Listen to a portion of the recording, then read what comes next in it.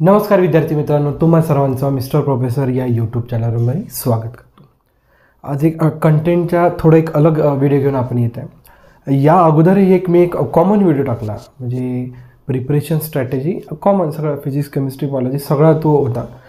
Specially मला physics जो सगळेजण प्रिफर करतात, परंतु मी फिजिक्स शिकवत असल्यामुळे स्पेशली मला फिजिक्सची आपण प्रिपरेशन कशा पद्धतीनं केलं पाहिजे यावरही मला एक व्हिडिओ बनवायचा होता. ओके, महाराष्ट्र CET 2024 म्हणजे येत्या एप्रिलला, ओके, टेंटेटिव्ह 16 ते 30 एप्रिलच्या जवळजवळ 22, 23, 24 मला ते 4-5 फेजमध्ये एक्झाम्स होणार आहे. तर त्या एक्झामसाठी तुम्हाला बोर्ड एक्झाम, ओके, सध्या तर तुमचे बोर्डचे एक्झाम सुरू आहे. तर ह्या बोर्डचे तुमचे पेपर झाल्यानंतर तुम्ही जेव्हा 40 ते 50 दिवस तुमच्या हातात राहतात महाराष्ट्र CETला प्रिपेअर करण्यासाठी, तर त्यासाठी तुम्ही फिजिक्सला कशा पद्धतीने वेळ दिला पाहिजे, काय गोष्टी केल्या पाहिजे, तुमचं काय टार्गेट सेट राहिलं पाहिजे, ठीक, यावर आपण एक छोटंसं डिस्कशन करणार आहोत. ठीक आहे, चला एक लक्षात घ्या. सर्वप्रथम तर तुम्हाला रजिस्ट्रेशन फॉर्म 1 मार्चच्या पहिले, ओके, भरून घेणं गरजेचं होतं. त्या गोष्टी झाल्या असणार तुम्ही. ठीक आहे, this is the video that is we are going to discussing the physics preparation strategy and for the exam upcoming exam Maharashtra CET 2024. Clear. बघा, जसं की सर्वप्रथम तुम्हाला माहीतच आहे की 50 आपले क्वेश्चन्स राहतात, multiple choice questions. We have 50 questions, okay, and each question carry 1 mark. Okay, म्हणजे टोटल आपले झाले मार्क्स 50. आणि हे जे काही 50 मार्क्स राहतात, ओके, यांचा सिलेबस आहे 80% syllabus is from the class 12th and the 20% syllabus is from the class 11th. ठीक आहे, म्हणजेच काय झालं, 50 पैकी 40 multiple choice questions you are getting from the 12th standard and the 10 from the 11th standard. ठीक आहे, बघा या 10वर मी जास्त डिस्कशन करणार आहे, कारण की 11वीचा तो पार्ट आहे आणि नियर अबाउट 8 चॅप्टर्स येत्या लक्षात. ओके, आपल्याला जे काही 10 मल्टिपल चॉईस क्वेश्चन्स येणार आहे 11वीमधनं, 8 चॅप्टरमधनं येणार आहे. याचा अर्थ की प्रत्येकी जर तुम्ही एका चॅप्टरमधनं जवळपास 1 क्वेश्चन येणार आहे. ओके, मग या 8 चॅप्टरपैकी 2 चॅप्टर असे मोठे राहतात की ज्यातनं 1 पेक्षा जास्त येतात, 2 येतात, म्हणजे 8 आणि 2 10 क्वेश्चन्स तुम्हाला येतात बेटा from the syllabus class 11th. काही हरकत नाही. क्लिअर. बघा आता एक लक्षात ठेवा, आपल्याकडे रिमेनिंग क्वेश्चन्स किती राहिले बघा. मला 12thवर फोकस जास्त करायचा आहे. हे जे काही 40 मल्टिपल चॉईस क्वेश्चन्स आहे याच्यावर आपल्याला मॅक्सिमम फोकस करायचा आहे. बघा आता आपल्याकडे नियर अबाउट 16 चॅप्टर्स आहे. 12वीला नियर अबाउट 16 चॅप्टर्स आहे. आपल्याकडे किती राहिले 40 क्वेश्चन. मग हे 40 क्वेश्चन कोणत्या चॅप्टरमधनं किती होतात बघा, याचं एक ॲनालिसिस मी जेव्हा प्रिव्हियस इयर क्वेश्चन चालले तर ते एक ॲनालिसिस माझ्या लक्षात आलं. ठीक आहे, बघा रोटेशनल डायनामिक्स हा एक मोठा म्हणजे काय म्हणू शकतो, एक लक्षात घ्या 2 पेक्षा जास्तच येतात. ठीक आहे, प्रत्येकी जर आपण चॅप्टरचा जर विचार केला तर 2 पैकी जास्तच येतात, परंतु 8 चॅप्टर्स आपल्याकडे आहे, मोठे चॅप्टर्स, जिथनं आपल्याला मोर दॅन 2. ओके, म्हणजे बघा जसं रोटेशनल डायनामिक्स जर बघितला, ओके, हा एक मोठा चॅप्टर आहे. ठीक आहे, इथनं मला 3 क्वेश्चन्स येण्याचे चान्सेस राहतात. मेकॅनिकल प्रॉपर्टीज ऑफ फ्लुइड पण मोठा चॅप्टर आहे, इथनंही जवळजवळ 3 क्वेश्चन्स येतात. ठीक आहे, कायनेटिक थिअरी ऑफ गॅसेस आहे, मोठा चॅप्टर आहे, इथनं 3. ठीक आहे, थर्मोडायनामिक्स छोटा चॅप्टर आहे, इथनं मला 2 क्वेश्चन्स मिळण्याचे चान्सेस आहे. ठीक आहे, ऑसोलेशन्स पासूनही मला 2 क्वेश्चन्स मिळण्याचे चान्सेस आहे. सुपरपोजिशन ऑफ वेव्हपासूनही मला 2 क्वेश्चन्स मिळण्याचे बघा एक प्रॉबॅबिलिटी आहे. ठीक आहे, एखाद्या वेळेस मे बी सर तुम्ही तर म्हटलं होतं थर्मोडायनामिक्समध्ये 2 येते, असं नाही, एखाद्या वेळेस येऊ शकते तिथं पण. ओके, पण एक मी जर माझं एक ॲनालिसिस सांगत आहे की तुम्ही जर प्रिव्हियस इयर 10-15 वर्षाचे जर पूर्वीचे जर पेपर बघितले तर त्यातनं एक तुम्हाला ॲनालिसिस येतं. क्लिअर. बघा त्यानंतर वेव्ह ऑप्टिक्स परत 2, इलेक्ट्रोस्टॅटिक्स मोठा इथनं 3, करंट इंटेन्सिटी लहान आहे इथनं 2. ठीक आहे, मॅग्नेटिक फील्ड इथनं तुम्हाला 3, मॅग्नेटिक मटेरियल्स छोटा चॅप्टर आहे 2. क्लिअर. 1 2 3 4 5. ठीक आहे, बघा त्यानंतर बघा हा एक मोठा आहे इथनं 3, AC सर्किट लहान आहे इथनं 2, इथनंही तुम्हाला 2 येईल, इथनंही तुम्हाला 2 येईल, इथनंही तुम्हाला 3 येण्याचे चान्सेस आहे. ठीक आहे, म्हणजे आपल्याकडे जसं 8 चॅप्टर्स असे आहे का जिथनं 3 येण्याचे चान्सेस आहे. Rotational dynamics, mechanical properties of fluid, kinetic theory gases and radiations, electrostatics, magnetic field due to electric current, electromagnetic inductions आणि सेमीकंडक्टर डिव्हायसेस. ठीक आहे, हे का बरं मला सांगण्याची गरज भासली येतं लक्षात. ओके, बघा प्रत्येकी चॅप्टर नंतर 2च आहे, म्हणजे टोटल आपलं 40चं डिस्ट्रीब्युशन आहे. 6 3 9 9 2 11 11 2 13 2 15 15 2 17 17 3 20 22, 25, 27, 30, 32, 34, 34 आणि 2 36, 36 आणि 3 39. ठीक आहे, एखादं कमी जास्त झालं असं. ओके, नियर अबाउट हे आपलं 40 मल्टिपल चॉईस क्वेश्चनचं डिस्ट्रीब्युशन आहे. म्हणजे इथनं तुम्हाला लक्षात आलं असेल की कोणत्या चॅप्टरवर थोडं जास्त फोकस करावा लागतो. ठीक आहे, आणि असंही काही नाही की आपल्याला 16 पैकी 16 चॅप्टर जमले पाहिजे. एखादा चॅप्टर जमत नाही, राहू द्या, त्याला टेन्शन नाही घ्यायचं आहे. एखादा नाही जमत आहे, असं तर जमण्यासारखं काहीच नाही. ओके, म्हणजे सगळे चॅप्टर तुम्ही जर केलं तर व्यवस्थित आहे, असं काही मोठी गोष्ट नाही. ठीक आहे, म्हणजे एखादा जर चॅप्टर ठीक आहे ई सर्किटमध्ये तुम्हाला थोडंसं जास्त दिसतं, कोलॅप्स करा, काही होत नाही. ओके, आपले तिथं नियर अबाउट किती क्वेश्चन्स आले? 2 क्वेश्चन्स, काही हरकत नाही. ओके, एक तुम्हाला डिस्ट्रीब्युशन दिलं की कोणत्या प्रकारचे कुठनं क्वेश्चन्स येऊ शकतात. ठीक आहे, बघा थर्मोडायनॅमिक्सचा असा चॅप्टर आहे जिथनं तुम्हाला ग्राफिकली क्वेश्चन जास्त येतात. सेमीकंडक्टर डिव्हायसेस असा क्वेश्चन्स आहे, थेरॉटिकल क्वेश्चन्स येतात. इथं लक्षात, इथं थेरॉटिकल क्वेश्चन्स येतात. ठीक आहे, आणि जो काही तुमचा गेटवर क्वेश्चन्स राहतात, जो काही गेट राहते बुलियन अल्जेब्राचा जो काही गेट राहतो तिथनं क्वेश्चन्स येतात. ठीक आहे, आणि एक लक्षात ठेवा, बघा हे जे काही 40 मल्टिपल चॉईस क्वेश्चन्स आहे, ठीक आहे, याच्यापैकी 32 नियरली इक्वल्स टू 32 असे क्वेश्चन्स येतात की ते न्यूमरिकल बेस राहतात.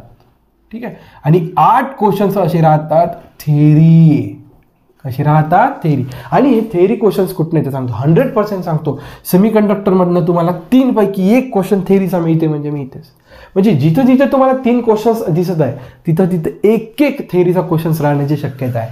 जसं इलेक्ट्रोमॅग्नेटिक इंडक्शनमध्ये 1 क्वेश्चन्स थेरीचा राहण्याची शक्यता आहे. इथे जिथे जिथे मी 3चं डिस्ट्रीब्युशन दिलेलं आहे तिथे तिथे तुम्हाला हे 8 पैकी थेरीचे क्वेश्चन्स येणार आहे. आणि थेरीचे क्वेश्चन स्ट्रेट फॉरवर्ड राहतात. जस्ट क्वेश्चन वाटला क्लिक, क्वेश्चन वाचला क्लिक, क्वेश्चन वाचला क्लिक.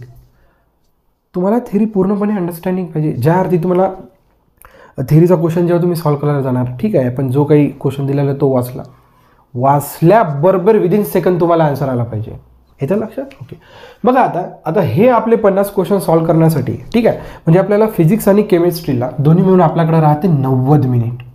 ठीक आहे, म्हणजेच 45 मिनिट्स फॉर फिजिक्स. ओके, आपण डिस्ट्रीब्यूट केलं म्हणजे आपल्याला फिजिक्सला सॉल्व्ह करण्यासाठी आपल्याकडे किती आहे? 45 क्वेश्चन्स. आपल्याकडे क्वेश्चन्स आहे 50. ठीक आहे, 45 क्वेश्चन्स नाही, 45 मिनिट्स. ठीक आहे, म्हणजे नियर अबाउट 1 मिनिटपेक्षा कमी आपल्याकडे वेळ आहे.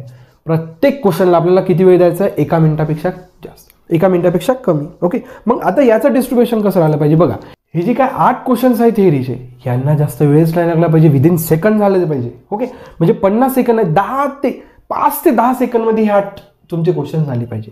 रिमेनिंग किती राहिले? 32. मग 32ला द्या ना वेळ. जे काही 32 न्यूमेरिकल क्वेश्चन्स आहे यांना द्या ना वेळ. तुम्ही 50 सेकंद द्या, एखाद्याला 60 सेकंद द्या, 1 मिनिटापेक्षा एखादा क्वेश्चन वर जाऊ शकतो. जसं थर्मोडायनॅमिक्स ग्राफिकल क्वेश्चन्स येतात, इथं वेळ नाही लागत. 100% सांगतो तुम्हाला 2 ते 3 क्वेश्चन्स ग्राफिकल राहतात. ओके, या थेअरीमध्ये म्हणजे थेअरी प्लस 3 क्वेश्चन्स असे राहतात ग्राफिकल, जिथे तुम्हाला जास्त वेळ द्यावा लागला. जसं थर्मोडायनॅमिक्समध्ये पीव्ही इंटिग्रल डायग्रामला खूप महत्त्व आहे. ठीक आहे, म्हणजे तिथनं तो क्वेश्चन्स येण्याचा चान्स आहे. ठीक आहे, बघा हे पूर्ण एक आपला ॲनालिसिस झालं. ठीक आहे, आणि आता बघा तुम्हाला टार्गेट कशा पद्धतीने ठेवायचं आहे ह्याला लक्षात. बघा 50 मल्टिपल चॉईस क्वेश्चन तुमच्या डोक्यात दिसते फिजिक्सचे. मग एक डोक्यात लक्षात ठेवायचं की आपल्याला 50चं टार्गेट ठेवायचंच नाही आहे. व्हॉट आय एम सेइंग, आपल्याला 50चं टार्गेट ठेवायचंच नाही. ओके, इन अँड ॲव्हरेज विद्यार्थ्याचा जर विचार केला तर त्यांनी कितीचं टार्गेट ठेवलं पाहिजे? 35. That's it. ठीक आहे, आणि 15 क्वेश्चन्स कसे राहते तुमचे रिमेनिंग हे अनसॉल्व राहतात. Okay, unsolved. टार्गेट फक्त तुम्ही कितीचं ठेवायचं आहे? 35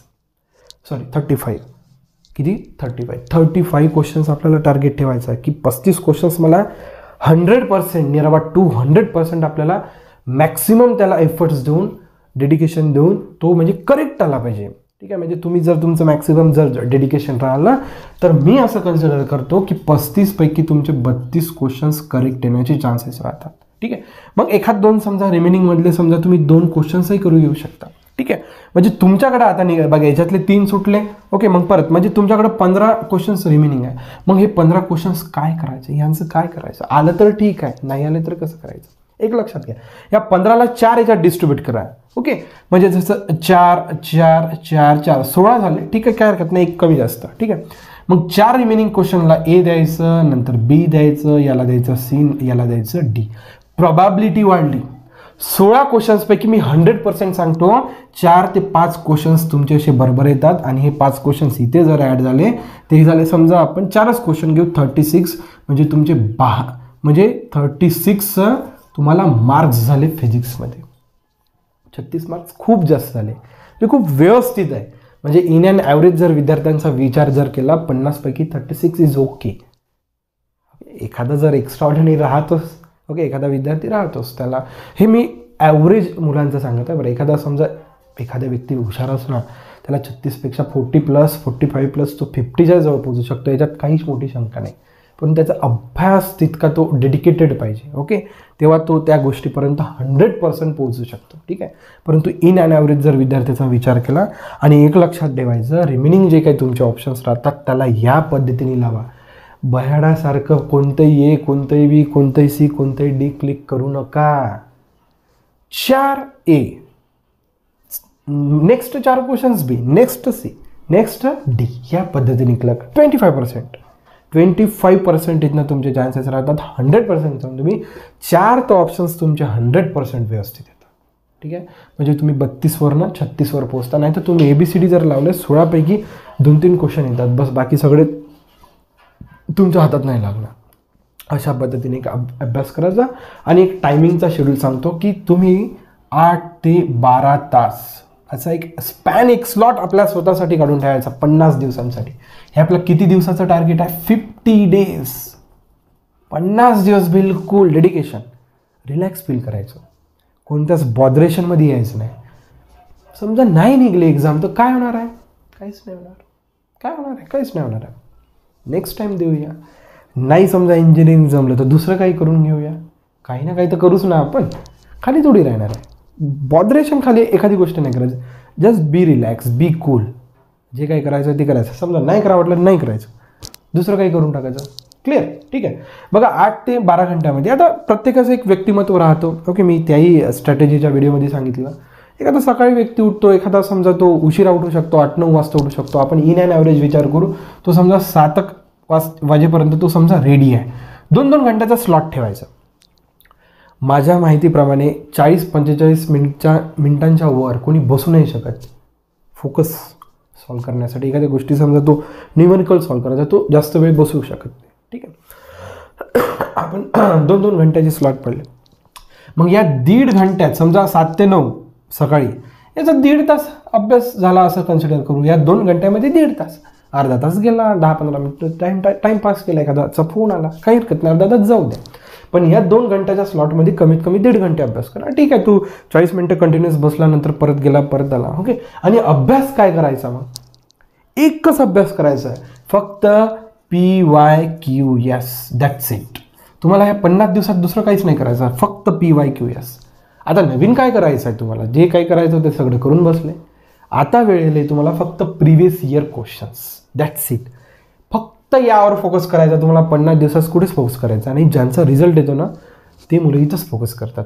तुम्ही जर का एकदा प्रिव्हियस इयर क्वेश्चन जर चाळत गेले, एक थीम लक्षात येते तुमच्या डोक्यात. आता हे मी जे काही सांगत आहे कशामुळे सांगताय? मी भरपूर सारे पेपर जातो, ते पेपर चाळल्यानंतर आपल्या गोष्ट माझ्या माइंडमध्ये ती थीम लक्षात येऊन जाते की कोणत्या प्रकारचा क्वेश्चन येऊ शकतो, कसा त्याला आपण हँडल केला पाहिजे, या सगळ्या गोष्टी, ठीक आहे. PYQs, ठीक आहे. मग नेक्स्ट स्लॉट आहे समजा आपण अर्ध्या तासाचा ब्रेक दिला, समजा 9:30 ते 11:30चा स्लॉट आहे. इथं समजा तुम्हाला 1.5 तास अभ्यास करायचा आहे, ठीक आहे. असे स्लॉट्स पाडत जा, ठीक आहे. नियर अबाउट आपण 8 ते 12 घंटे पकडलं ना, तुमचा 8ही घंटे अभ्यास झाला ना तरी खूप आहे. करून तर पहा, एवढे अभ्यास केला तरी खूप झालं, ठीक आहे. अशा पद्धतीने एक बघा, हे आता जे काही आहे, मी जेव्हा 12वी असताना मी या गोष्टी फॉलो केला. आता काही माझे रिलेटिव्ज राहतात, काही मित्र लोक राहतात, त्यांचे कोणी रिलेटिव्ज राहतात, त्यांच्यावरनं आपण एक अंदाज काढलेला आहे की अशा पद्धतीने जर आपण 50 दिवसांसाठी जर मेहनत घेतली तर 100% येणारा महाराष्ट्र CET 2024ला तुम्हाला चांगल्यात चांगला स्वतःचाच रिझल्ट. तुम्ही सॉल्व केला पेपर, रिझल्ट तर तुम्हालाच मिळणार आहे, मला थोडी मिळणार आहे, किंवा मी तिथे थोडी नाही येणार आहे. हे त्या लक्षात, ओके. जे काही करतो ना आपण आपल्यासाठीच करतो. जेवतो आपण आपल्यासाठीच, अभ्यासही आपण आपल्यासाठीच करतो. असं तर नाही ना अभ्यास करून त्याला फायदा, त्याला असं नाही. जो अभ्यास करतो त्यालाच फायदा होतो. हे एक नियम आहे, जो करतो त्याला मिळणारच 100%. इथं लक्षात ओके. बघा तुम्हाला आपला उपक्रम ओके आणि आपल्या मिस्टर प्रोफेसर या यूट्यूब चॅनलवर मॅक्सिमम फिजिक्स आणि मॅथमॅटिक्सचे प्रिव्हियस क्वेश्चन्स कंटिन्युअसली ओके म्हणजे प्रत्येक दिवशी डिस्कस केल्या जातात. ज्यांना कोणाला आपला उपक्रम म्हणा किंवा हा व्हिडिओ आवडत चालला सर तर नक्कीच लाईक शेअर सबस्क्राईब करायला विसरू नका. So thank you for watching. See in the next video.